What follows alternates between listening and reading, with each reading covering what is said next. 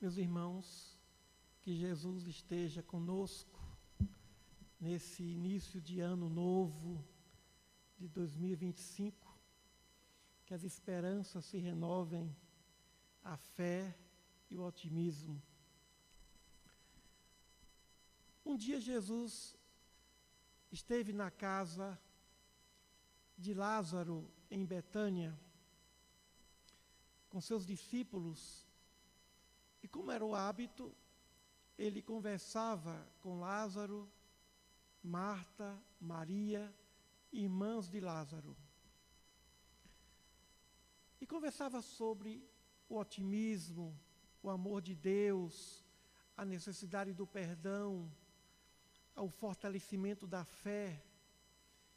Ele sempre estava ali acompanhado não apenas pelos discípulos, mas também muita gente que ia até Betânia, pessoas que saíam de Jerusalém e de regiões vizinhas para ouvi-lo. Depois da sua prédica, ele continuou a falar com seus discípulos mais próximos, os 12, e em algum momento chegou a hora do almoço, e Marta disse assim a Jesus: Senhor, pede para Maria, a irmã dela, vir me ajudar, porque tem os afazeres domésticos. E Jesus aproveitou a oportunidade e tudo que ele falava, ele sempre pensava no amanhã. Claro que Marta tinha as atividades e os deveres domésticos, mas ele quis dizer, naquele momento, o que era o mais importante? Ouvir o que ele tinha a falar ou os afazeres domésticos? Então ele disse a Marta: Marta, Marta, por que te preocupas com tantas coisas?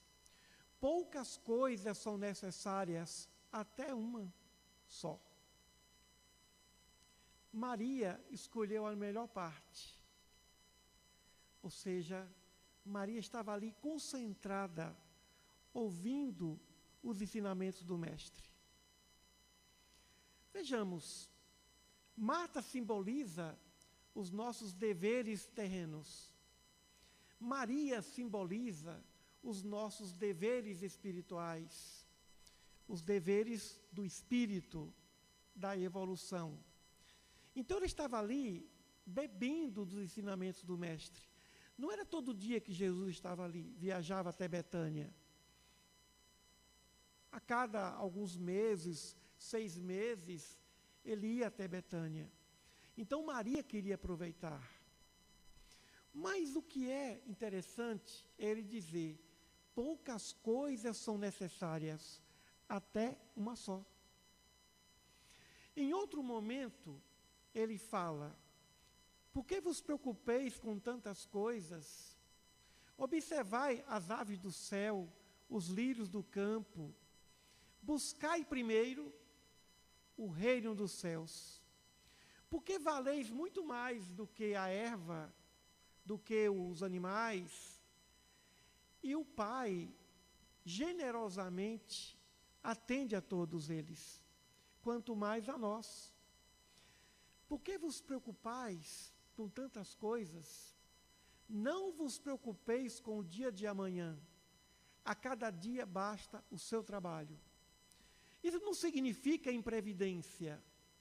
Porque se nós vivermos o dia de hoje concentradamente, a consequência do amanhã será recompensadora. No entanto, nós vivemos o dia de hoje pensando muito mais no ontem e no amanhã do que no dia de hoje. Então, inúmeros pensamentos povoam nossas mentes, consomem energias desnecessariamente. Em outro momento, Jesus fala a respeito da necessidade dos seus discípulos de viajarem e de não carregarem tantas coisas, de buscarem simplicidade.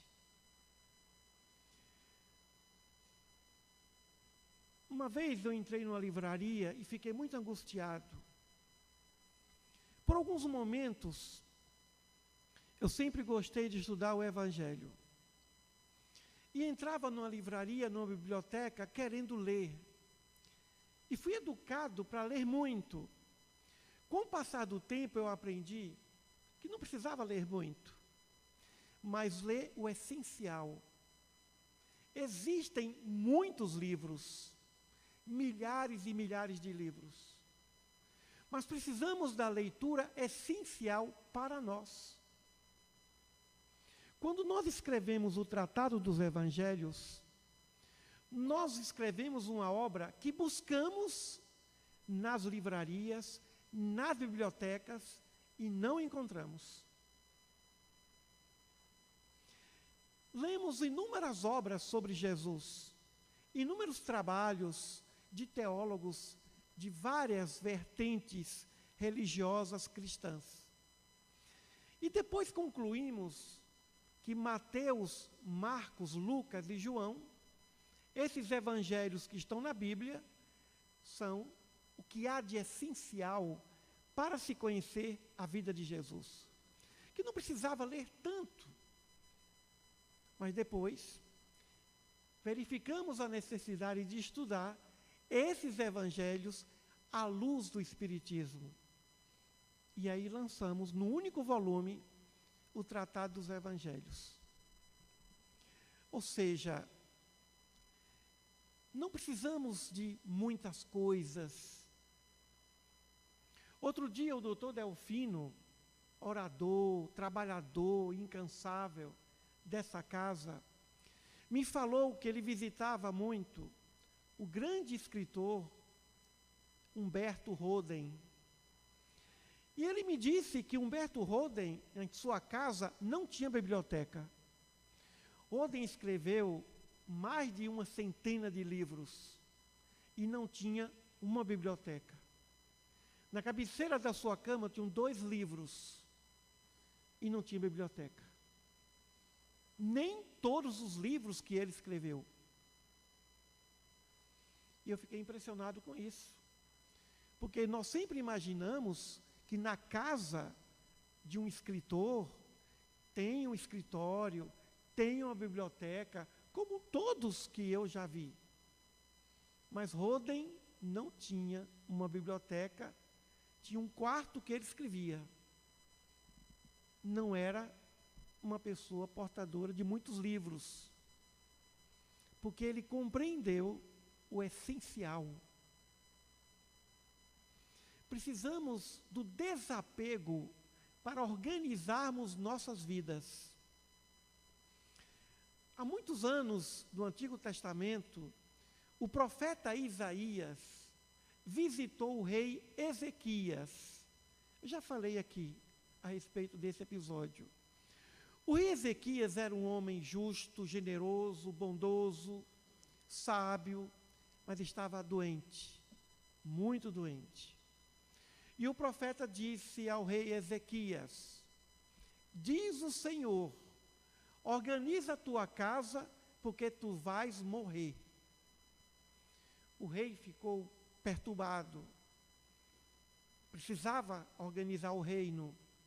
Agitou-se e desesperadamente orou a Deus: Senhor, não posso morrer. Senhor, me ajuda, tenho que continuar. Hora seguinte, o profeta volta e diz ao rei: o Senhor ouviu tuas orações e Ele vai te dar mais 15 anos. E Ezequias viveu mais 15 anos. O poder da oração. Não subestimemos o poder da oração. A oração faz até Deus mudar de ideia. Faz até Deus modificar os planos dele para conosco. E modificou. Infelizmente, o rei Ezequias, naqueles 15 anos, por generosidade, por confiar demais, por falta da prudência das serpentes, ele abriu as portas do seu reino para o inimigo, de forma fraternal. E a partir dali começa o declínio do reinado de Israel. Ou seja, ele teria que ter desencarnado naquela época, na época que ele estava doente. Se Deus mandou, ou seja, os espíritos superiores, os anjos, mandou o profeta dizer ao rei: organiza a tua casa, porque tu vais morrer. Isso serve para todos nós. Organiza a tua casa para viver de forma organizada, para viver com o essencial. Nós precisamos de muito pouco para viver. Não precisamos de tantas coisas. Mas vem a insegurança, o medo gerador do apego. E quando chega o início de ano, que a consciência vem embalada pelas vibrações do Natal, e que nós começamos a doar aquele vestido, aquela calça, aquela camisa que não se usa há tantos anos, mas está ali. E começamos a pensar: o que é organização? Organização, meus amigos, não é apenas um momento de organização e pronto, acabou a organização. A organização não cessa nunca. Organização é um processo. Começamos com as coisas materiais e vamos avançando para as coisas mais complexas, as espirituais. Começamos com as gavetas dos nossos armários, com os guarda-roupas, os armários da cozinha, com os móveis da nossa casa, e vamos avançando para as nossas consciências, avançando para o nosso comportamento de natureza moral, avançando para uma organização mais complexa e a mais difícil que existe. Além do desapego, avançar para o verdadeiro amor, para o verdadeiro perdão.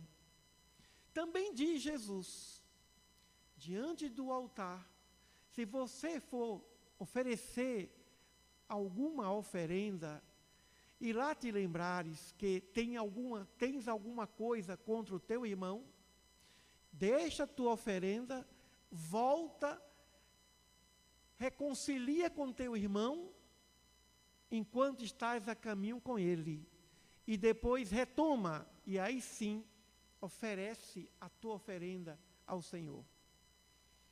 Quantas pessoas precisamos pedir desculpas, perdão, perdoar, desculpar? Isso tudo é necessidade de organização. Organizar é deixar cada coisa em seu devido lugar. Começa com a casa e termina com a organização espiritual, com a organização do mundo da moral. O que é o mundo da moral? É o mundo da consciência. O mundo da moral é o mundo da consciência. E o que a consciência pede? Nada tenha contra teu irmão e que teu irmão nada tenha contra ti. Mas se ele acha que tem, e isso foi injusto, problema dele. E se você pede desculpas, pede o perdão e ele não perdoa, aí o problema também é dele. Então a organização não depende de nada nem de ninguém, só depende de nós. No entanto, nós carregamos muitas coisas desnecessárias em nossas casas, em nossos bens, em nossas vidas, em nossa vida mental.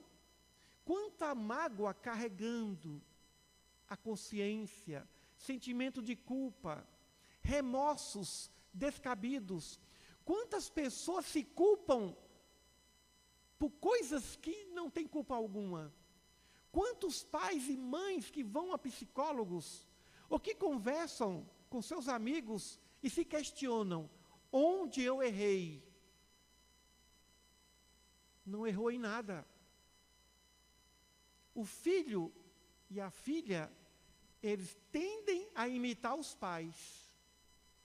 Os pais têm o dever de dar o exemplo. Mas o exemplo, quando não é dado, não justifica os descaminhos dos filhos. Problema deles. Problema deles. E não dos pais. Quantos filhos educam seus pais? Quantos filhos não seguem os exemplos maldosos dos seus pais? E quantos que não seguem os bons exemplos dos seus pais? Então, organizar a vida começa com a percepção de que não precisamos tirar 10 em tudo. 10 na profissão, 10 na vida pessoal, 10 na vida profissional, 10 na vida familiar, 10 na vida religiosa. Não.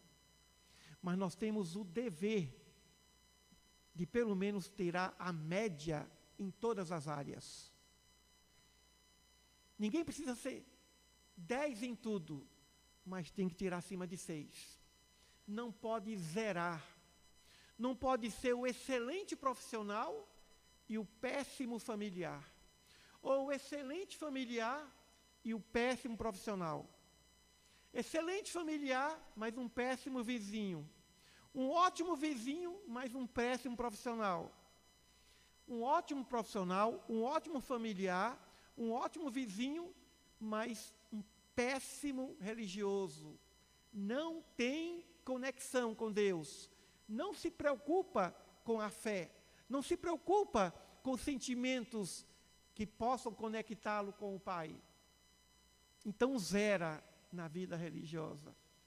Vida religiosa é vida pela fé. E pela fé, através da caridade. Então nós estamos aqui para sermos perfeitos em nossos níveis, dando o melhor de nós. Dando o melhor de nós.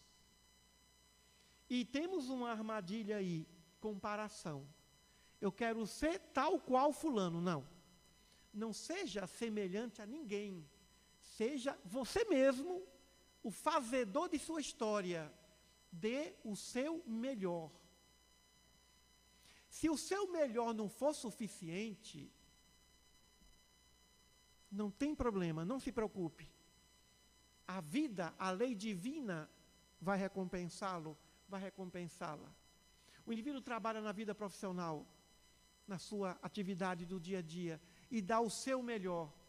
E de repente agora, final do ano, recebe uma carta de demissão, e ele fica perturbado. Ele fica ou ela fica decepcionado, mas eu fiz o melhor, mas não foi suficiente, não se preocupe.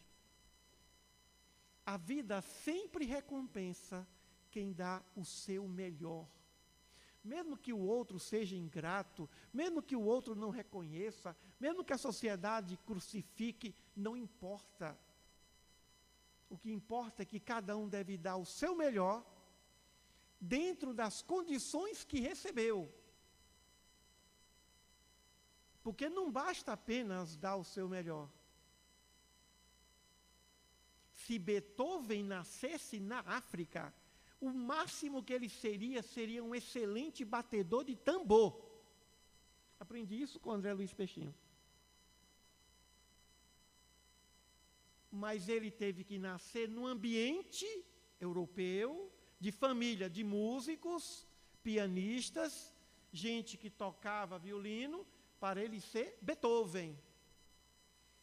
Então a pergunta não é, você fez o que pôde com o talento que tem. Não.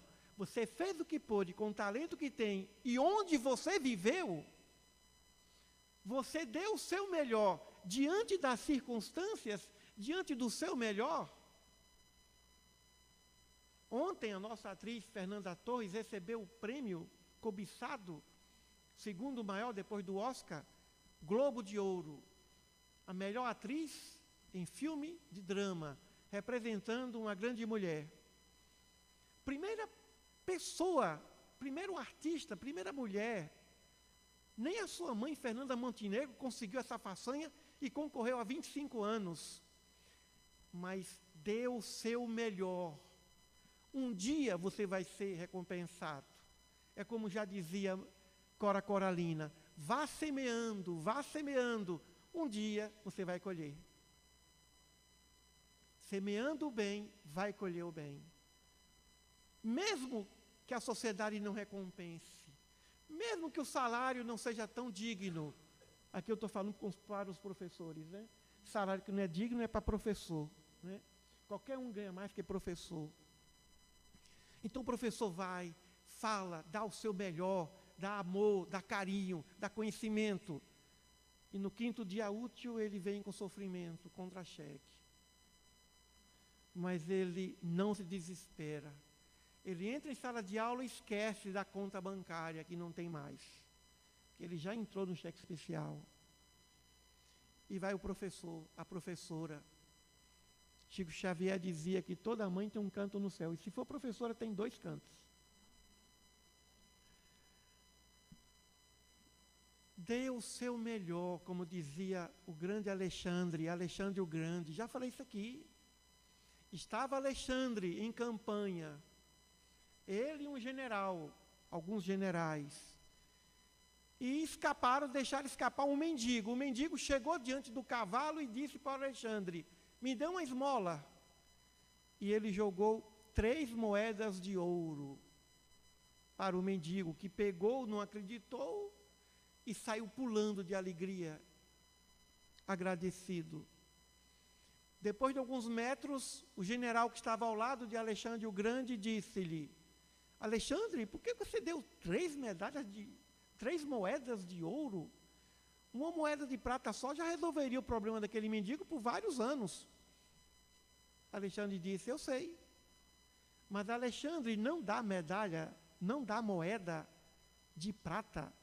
Alexandre só dá moeda de ouro. Você vai a um casamento. Dê aos nubentes o melhor presente que você puder. Dê a melhor esmola que você puder. Dê a melhor nota que você tiver. Ali tem uma nota de 10, de 20, de 50, de 100 e 200.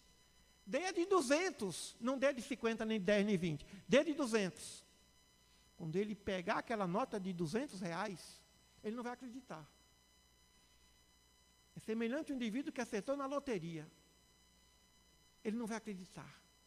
Ele vai olhar para você, vai sorrir, vai chorar, vai amar. Aquele momento inesquecível, porque ninguém nunca mais vai dar uma nota de 200 ou de 100. Dê o seu melhor. Se pode dar a nota de 200, dê a nota de 200. E não a de 10 ou de 5 ou de 2. Dê o seu melhor e a vida vai recompensar. E se alguém deve e não paga, não se preocupe. Não se preocupe. Alguém está lhe devendo R$100.000, perdoe a dívida, porque agora o Banco Divino está lhe devendo R$500.000 e paga a dívida que deve. Assim como nós temos que pagar o que devemos à lei, também a vida nos recompensa quando ela deve a nós. Muitas vezes nós ajudamos alguém e queremos daquele alguém a gratidão. Queremos daquele alguém a recompensa e não vem. Geralmente não vem. O que vem de lá para cá é ingratidão. Jesus curou 10 leprosos, somente um foi agradecer e ele perguntou: cadê os outros 9? Não foram 10? Cadê os outros 9? Aquele é ingrato, mas aquele é grato. Quantas pessoas nos ajudam que nós nunca vimos, não sabemos nem o nome, nunca conhecemos, vêm do nada e nos ajudam e nos socorrem. Enquanto que aquele próximo não se dispõe a ajudar. Mas é a compensação da vida. Deus dá sempre moedas de ouro para todos os seus filhos.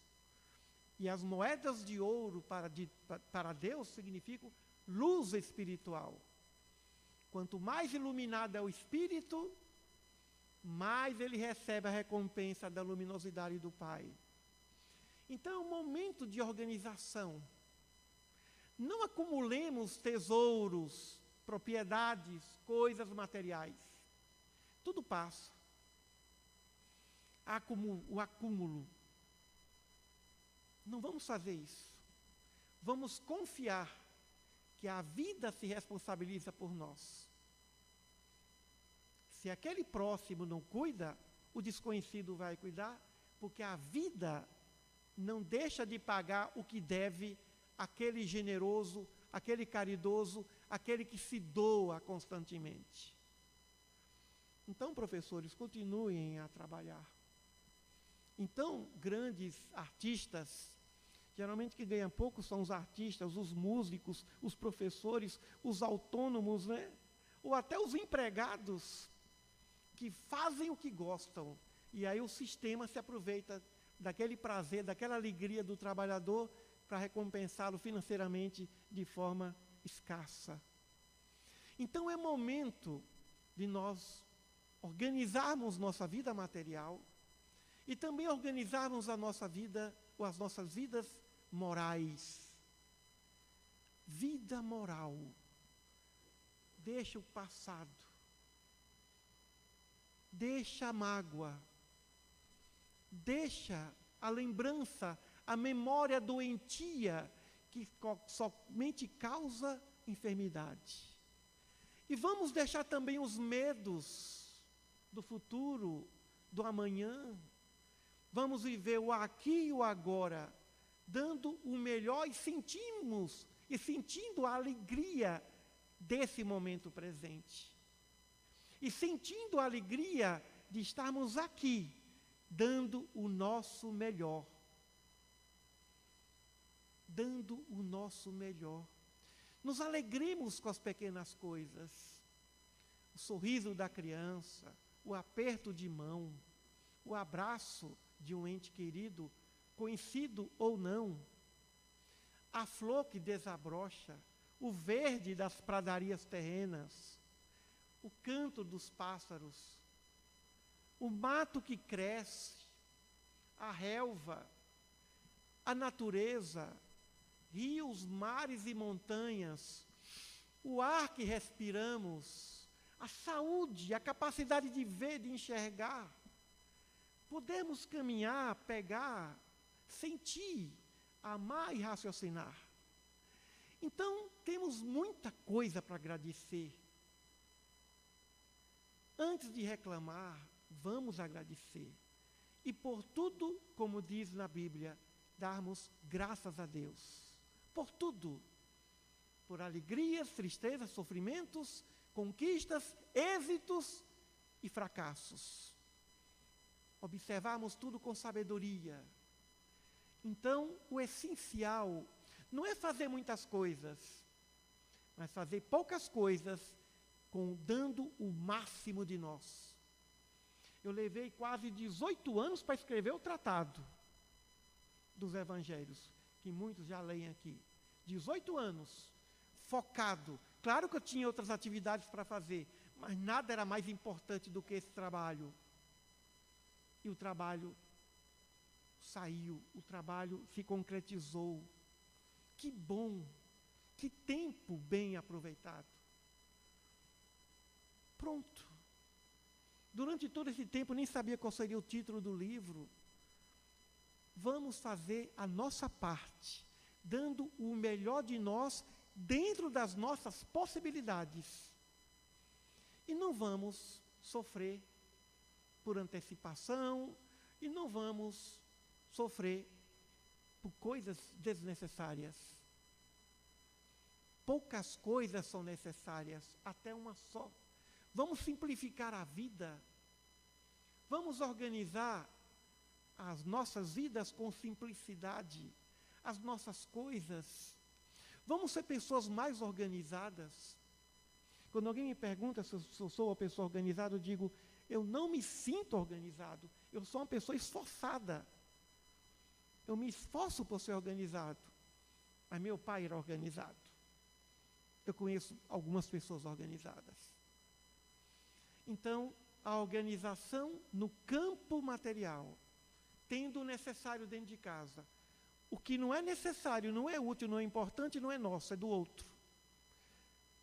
A vida sentimental, a vida moral, alimentarmos pensamentos necessários, úteis ou importantes.